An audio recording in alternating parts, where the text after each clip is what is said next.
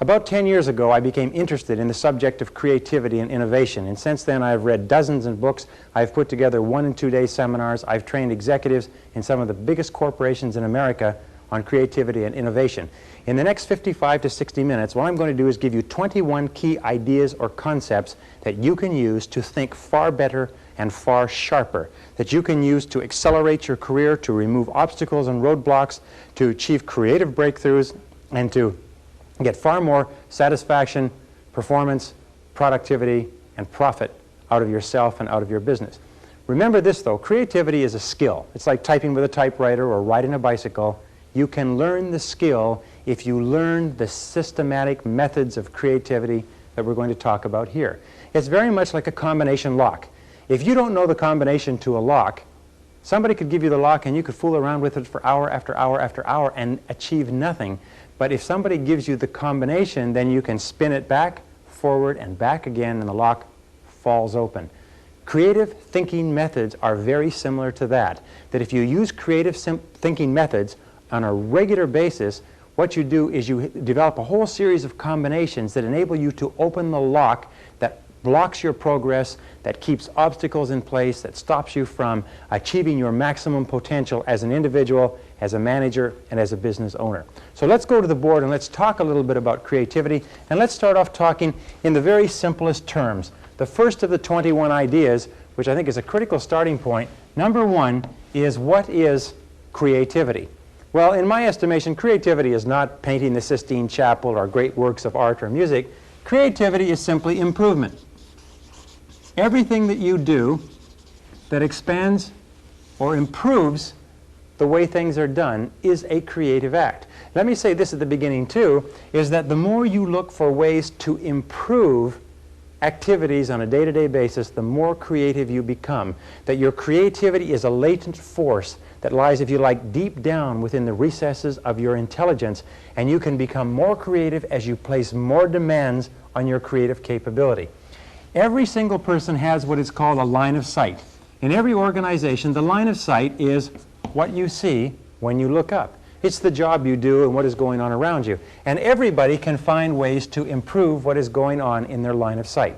Let me just say this, that success in business life is directly proportionate to the quantity of new ideas that you come up with on a day-to-day, week-to-week basis. A person who comes up with a continuous stream of good ideas, or even a continuous stream of average ideas, is a person who is destined to great success in business. People who come up with no ideas or very few ideas are usually stuck where they are. So look in your line of sight. What do you see around you that may lead to improvements? In 1975, Mazda Corporation of Japan had been decimated as a result of trying to introduce the rotary engine. Their profits were down to $5 million in that year, and they introduced a suggestion program where they encouraged people in the company to give suggestions on how they could do things better, faster, cheaper, easier, newer, and so on. And the first year they got 200,000 suggestions, and they implemented 60% of the suggestions.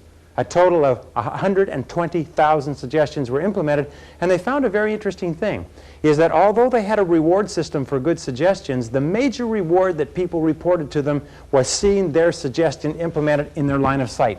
The satisfaction they got from coming up with an idea and seeing it applied was the big payoff.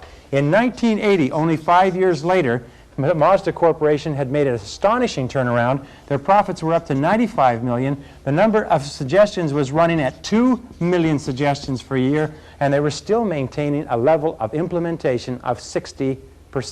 Profits had increased 1,800%, and the officials of Mazda Corporation said that the primary reason for it was the suggestion system, where they encouraged everybody to be innovative and be continually looking for ways to do things better. Now, as opposed to that 60% implementation, when we test the level of implementation of suggestions in American or Canadian corporations, we find that the level is about 10%. Now, if it's 10%, what does that mean? It means for every 10 suggestions that a person gives to the average corporation, 9 of them are rejected. What does this do to a person if they have 90% of their suggestions rejected on an average basis? Do you know what it does? They say, what the heck, forget it, it's not worth it. What's even worse than that is many companies encourage suggestions, and then they ignore them if the suggestions are inconvenient. Now, all the work that's being done in excellence today, all the work that's being done in the best corporations shows that there's a direct relationship between ideas and profitability. Between ideas and profitability. It's because of the dynamic nature of our society, because of the competitiveness, because of the rapid obsolescence of products and services, that the more and better and faster ideas that you can generate within your organization, the more likely it is that you're going to survive and thrive in the years ahead. And an organization that does not continually come up with new ideas is an organization that is doomed. So, when we talk about organizations, we know that organizations are simply people. Organizations are simply you and the people around you. And this brings us back to what you might call the psychology of creativity. What are the factors that determine your creativity?